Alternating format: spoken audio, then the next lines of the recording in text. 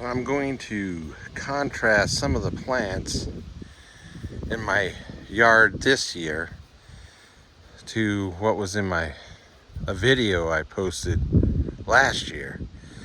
And you're gonna have to watch that video to compare, because there's some very odd things.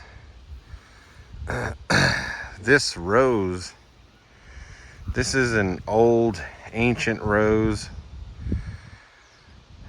It was here on the property in 1997 when I moved in, but in a different location. This is the third location I've transplanted it to, trying to find, because it was part of a whole like a hedge of roses that the original owner had planted, but they were dying, and I couldn't, just watering them and didn't stop them from dying. Then I got down to this was the only one left alive, so I thought maybe transplanting it would help it. So I started transplanting it, and nothing happened. The second place I transplanted it to, it seemed to be doing okay, but still, I mean, you should have seen. It was basically just it wasn't even this. I mean, it was a fraction of the size of this now, and it seemed to be doing a little bit better from the first place I but then the neighbor on that side of the property I transplanted put up a wooden fence that blocked the sun. So right before the pandemic, I transplanted it over here, which is on the north side of the property, so that the sun's in the south. I'm in the northern hemisphere. So, and it started to grow a little bit, and then my neighbor on this side didn't have a vinyl fence at that time, so he just put this up like a few years ago. And anyway, so it grew in this area. It started to do better. It grew to about half this size, and that was up until last year. And all this growth, this is just from this year, and this is after I've trimmed it back 3 times already this year. And each time it had started growing over the fence, and not very much water at all. Even though a lot of other plants are needing a lot of water this year. It's dry this year. But this thing has just exploded with growth this year. And it's old. It's old, decades old. So that is a very interesting thing, because it had been, like I said, when I moved here in 1997, it and the other roses that were here were on the verge of dying, and then this one was the only one that survived. Before it finally died, I tried transplanting it, and this is the third location, and like I said, this year it's just exploded with growth and not very much water. And it already made a bunch of rose flowers, and they smell really good. I don't know how to describe the smell, but like, I have a rose bush in my front yard that one of my daughters gave me, and it's just a few years ago, and the flowers on it, there's almost no smell. Anyway, so it's very interesting. Explosive growth just this year, and I've trimmed it 3 times already. Something going on. Here's another example of something weird is going on. So this is a butterfly bush. I transplanted it here a few years ago because it was in another location, but was in the shade almost all day. And I had read that they're supposed to be in the full sun. And yes, it was here on the property in 1997. So I thought it wasn't very big. And then, you know, after it was just a few years ago, I said, you know, this thing just ain't growing where it was. Because it was in the shade, and I had read, they're supposed to be in the full. So I thought, maybe if I put it in the full sun, it'll get bigger, because it wasn't even half the size of the photos you see of butterfly bush. And so I put it here in the full sun. And every year since then, it's been smaller and smaller and smaller. And this is the smallest. If you watched a video I put up last year, you'll see how big it was last year. And it was about, you know, that big. And then the year before that, it was bigger. And it would have flowers by now. And this one doesn't. This year it doesn't. Something going on. So the rose bush which has been struggling for decades, is just exploding with growth, and this one is getting smaller every year after being put in the full sun. I'm like, what's going on? Here's another example that you can compare to the video I put up last year. So this is a little pine tree that one of my daughters gave me as a seedling, yeah, or whatever. It was only a little twig, but then it grew, and then it got stuck at about that high. It just wouldn't grow anymore. And I talked about that in the video last year. But so I have to explain that just a few weeks after I posted the video last year, all the needles fell off, and it looked like it was dead. And I was, you know, a few weeks later, I was like, well, I might as well just, you know, use it for firewood. And but then I noticed it was growing new needles. So it grew new needles, and then this year, explosive growth.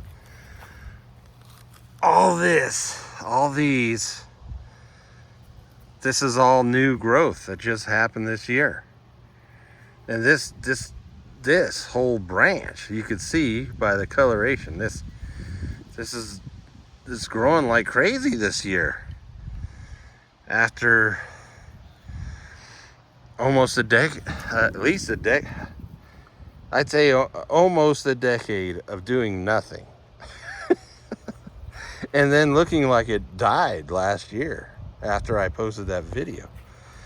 This year, explosive growth, and I'm not watering it very much either. Something strange going on. Here's another strange example. This is it's not a young apple tree anymore.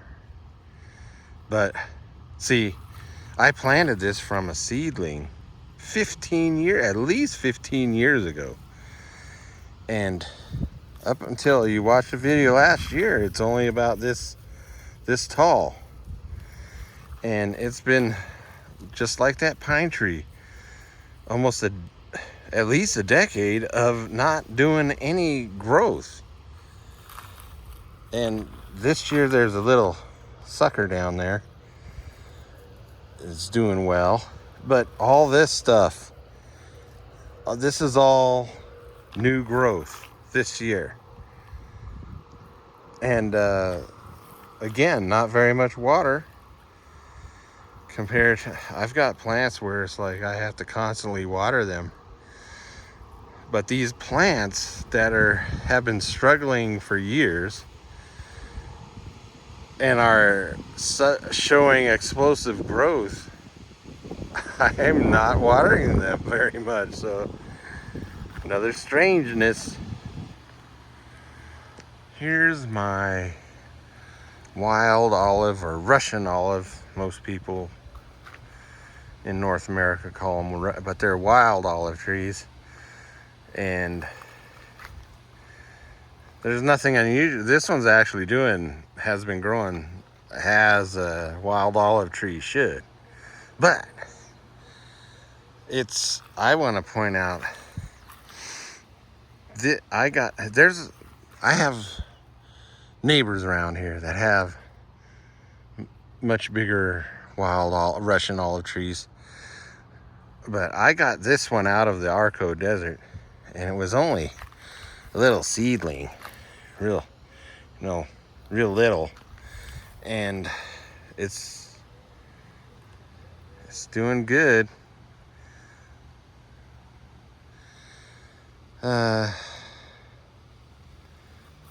Although I am worried about the bark is splitting.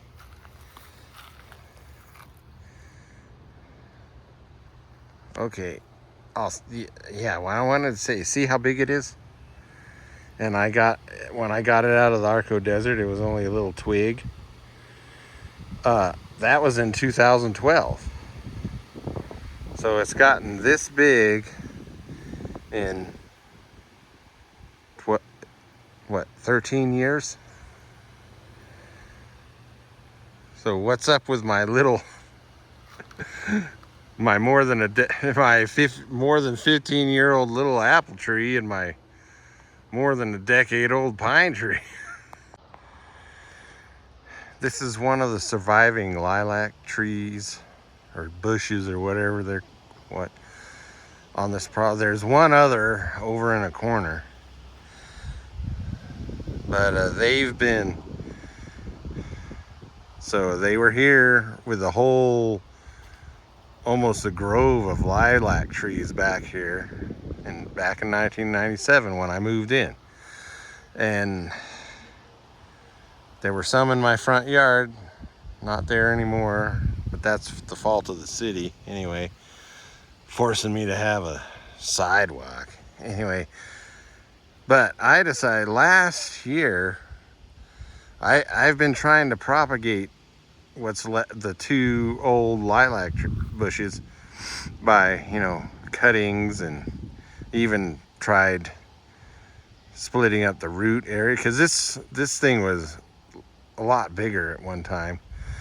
And then last year I said, because they love to put up suckers, and last year I realized, why am I working so hard trying to propagate this thing when it does it itself? So this year I did not cut down any of the suckers. And so what I'm going to do is I'm going to let them grow. So there are plants, as they get old, the way they propagate themselves is by spreading out through the root system, like mesquite plants and not Joshua trees, what's that? Anyway, there's a junipers. They'll end up over, if you go out in the desert, and the sagebrush does it too. You go out in the desert and you'll see like 100-year-old sagebrushes or mesquites, and the junipers. The way you know is that it looks like somebody planted a ring of the bushes, and the center part is just dirt. It's like it's a fairy ring. And I kind of think that's how fairy rings actually came about, is it's a plant that, anyway, so these things do the same thing. So I'm going to let them do it. And I'm going to end up with a forest of lilacs.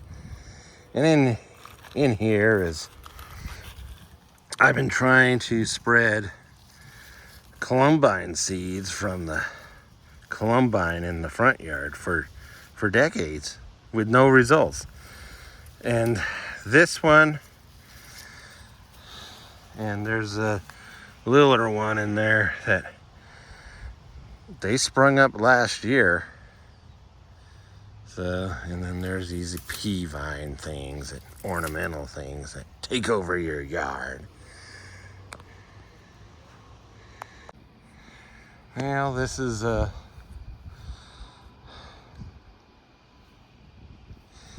apple tree. It was here on the property in 1997. It was already mature. And I've spent years keeping it trimmed back, and I finally said, oh, to hell with it. It's not producing very many apples. It hasn't for several years. It's actually like there were some mature plum trees on this property in 1997, and they've died years ago. Although I still have, I allowed a whole bunch of other plum trees to sprout from the seeds, from the fruit. So I still got plum trees. But this thing is still going. And it's probably as old as those plum trees that have died. But not producing very many apples. And this year, the apples that it is producing are all deformed, and they're all looking sickly, and it is because this tree is internally infected with a fungus, and that fungus is in the soil. Now, I found this out because for a couple of years I was spraying fungicide on the tree, and it would look like it were, the spots would go away, but then they would come, like 2 weeks later, they'd come back. And then I was doing research, and I found out that it's a fungus, but there's a fungus. The fungus can be in the soil, and when it's in the soil, it gets into the plants internally through the roots. And so spraying fungicide doesn't do anything. It's just kind of on the surface. It doesn't get rid of the fungus, and it's also, this fungus is also causing what they call valley fever, which for many, 100 years or so, people have been calling it hay fever. And the studies I read said they believe that the majority of people diagnosed as having seasonal allergy hay fever, they're actually infected with this fungus that causes valley fever. And here's an apple that looks like it might be okay, but there's most of them are all mutated. And I also want to point out, this tree did not have, it had like maybe a dozen blossoms this year. So, and there's been years when it had no blossoms, and it had a huge amount of apples. So you don't have to have blossoms to get fruit. And just because you do get blossoms doesn't mean you're going to get fruit, because that's happened to me as well with both this apple tree, the plum trees, and the pear tree. Anyway, this year the fungus is at its worst ever. And that's something else. I always used to think that molds and funguses like damp, cold, No, they actually like hot and even dry. This type of fungus really goes nuts in hot and dry conditions, which is what we're not very hot, but we are dry, and the sun. I'm blaming the sun for everything this year. The sun is putting out some intense radiation from all its solar flares and sunspots it's having this year.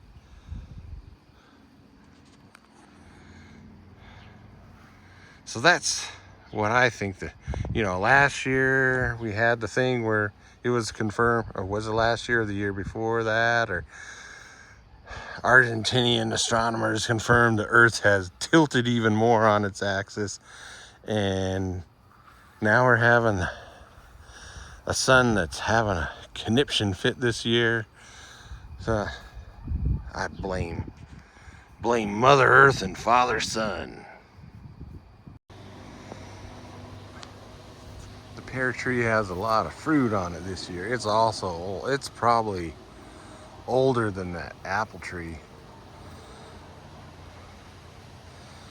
It's got a lot of fruit on it this year.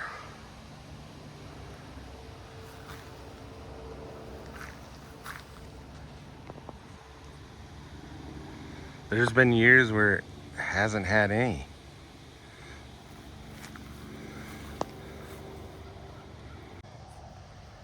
That's a little pear tree I transplanted from. It was growing from a seed. It was directly underneath the big pear tree, and I put it out here in the full sun. I don't know how long ago. Definitely more than 5 years ago, but it's doing okay. This is I don't know what's going on with it. Well, I do know there were 3 of these big wild growing chive plants. They grew from, one year somebody gave me a potted chive plant, and I don't like house plants. And I discovered the reason why I don't like house plants is I don't like the potting soil. I don't like the smell of the potting soil. It just, can't stand it. So I planted it out here. I planted it over here. But then it died away, but then a whole row of chives sprouted up over here. But at the end of this winter, I discovered my dog, who loves to dig and bury things, had dug up the chive plant that was on this corner. But there was still one over here, and now it's just completely disappeared with no sign of any digging by the dog. This year has been some weird temperature since spring. Weird temperature. This is the willow tree in the park that refuses to die.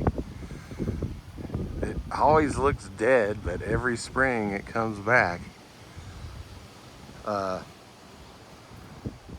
Anyway, what we've been experiencing temperature-wise is normally by the middle of spring you get a steady upward trajectory of ambient temperature.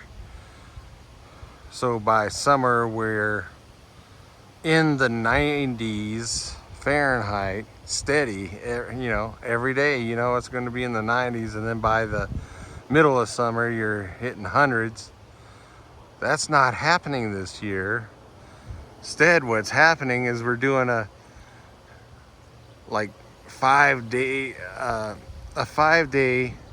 warm up, low 80s to low 90s or mid 90s, and then after 2 days after a couple days of 90s, it suddenly drops back to the low 80s and even the high 70s, and then it starts that upward trajectory again, and then it's like a roller coaster. And they were, for a while, the weather forecasters kept forecasting, it's gonna be the usual steady, we're gonna get into the mid 90s and then the high 90s and hitting 100 degrees.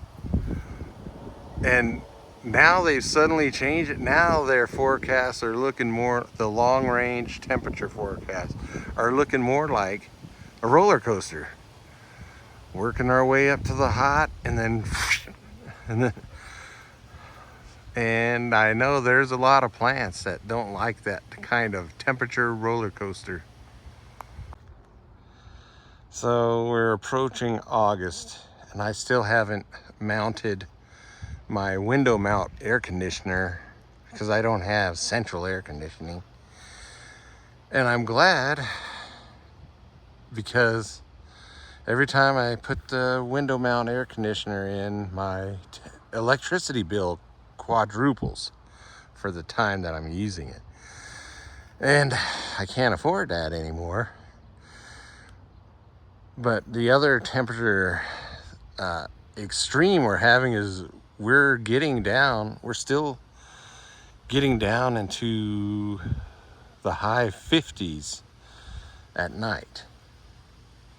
So we're cooling off pretty, nice cool off. So I can leave the windows open all night and with a fan going, and cools off the house pretty good.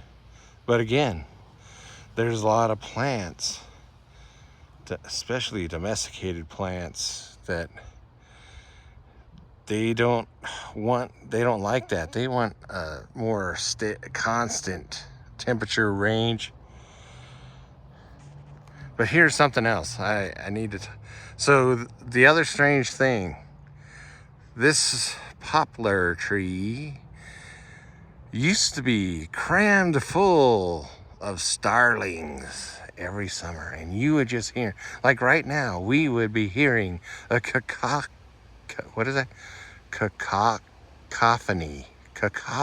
of starlings. Just, it's like Jesus. And when they get spooked, the whole thing, it would just, they would just come out. You could feel, if you're standing next to the tree, you could feel a concussion of just, there had to be thousands of them in there. This year, when I see starlings, they're only two at a time. They're operating in pairs. And from what I've seen is when they come into contact with another pair of starlings, they go into competition mode. And they didn't used to be like that. I also noticed, where are the crows? The crows, we used to have flocks of crows, and you'll see I've done crow videos last year, and this year it's only a certain time of the day that you'll see crows, and you only see, it's the same 4 crows in this neighborhood that show, and it's only like early morning or late evening. The rest of the day, where'd they go? And this is my ancient Austrian pine, that at the very top there's a big crow's nest. And up until last year, after the baby crow fell out of the nest and I raised it till it took off, the crows, since then, the crows avoid this tree, or they'll at the certain times of the day, early morning or in the evening, or they'll be in the tree, but they don't live in that nest anymore. There's other birds, like the pigeons. I don't know what kind of pigeons they are. They're a beige color. You don't hear them, do you? my son hated the noise. I call them they're screech pigeons,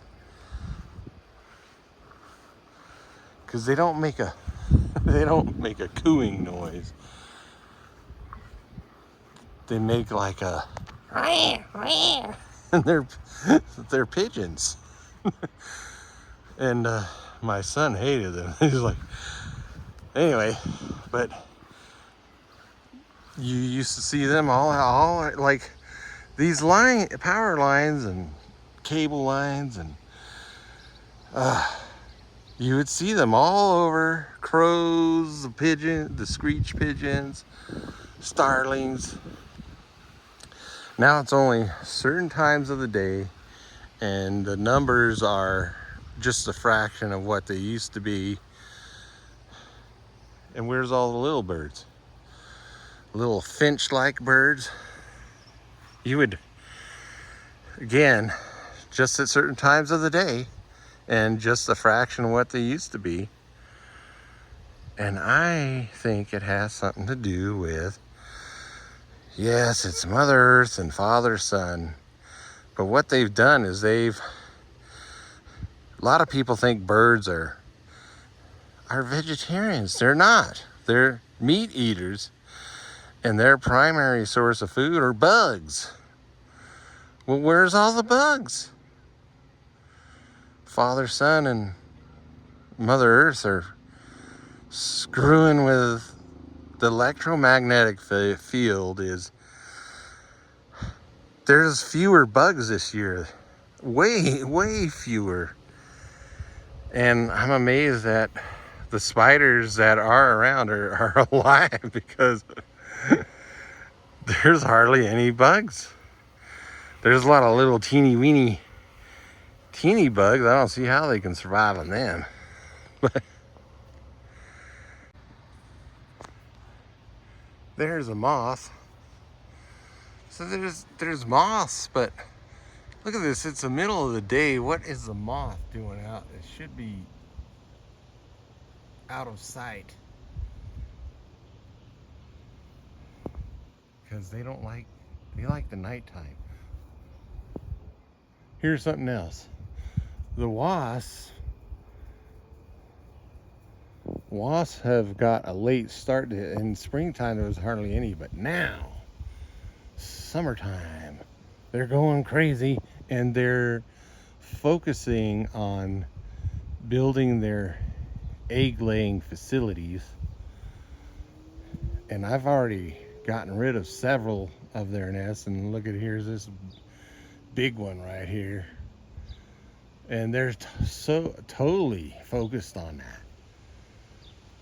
So I'm gonna have to get rid of that. But as far as like I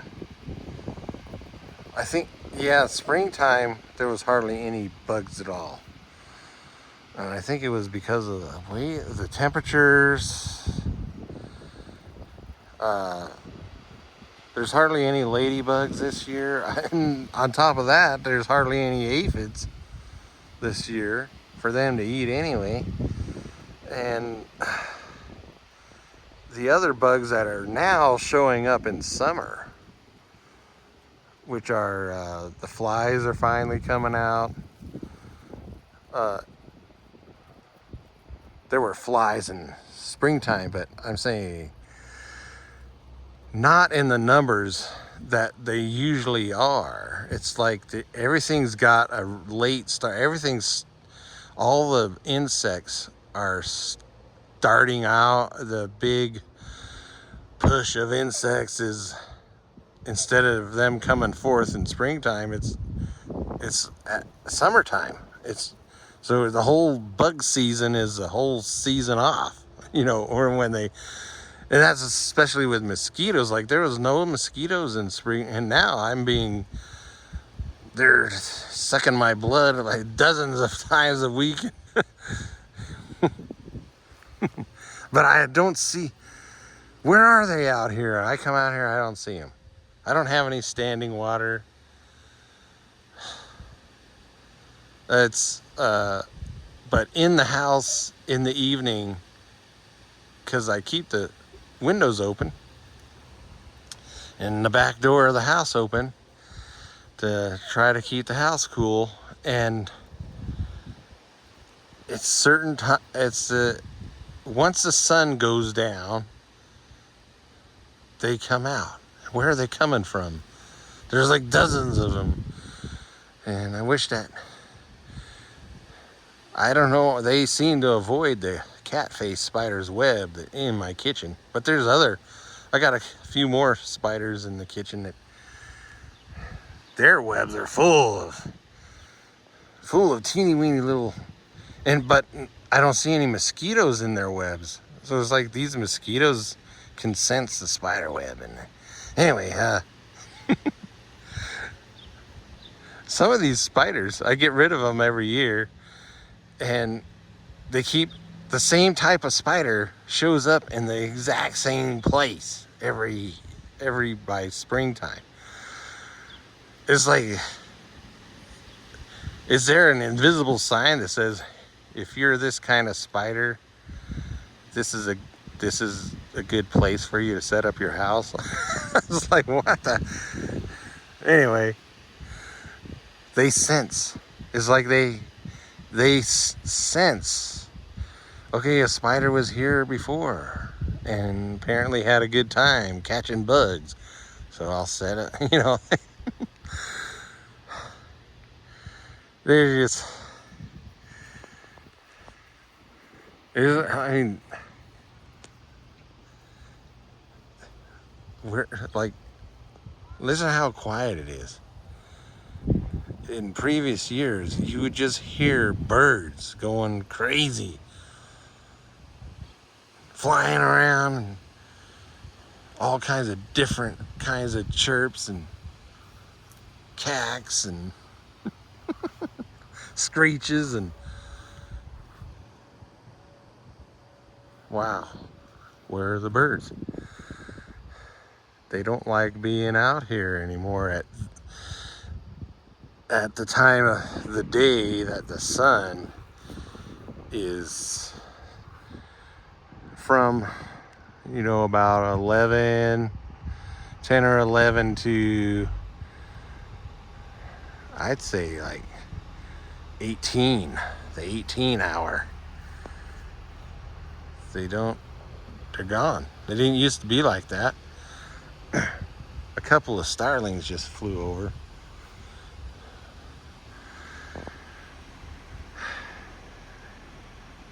It's the end of the world.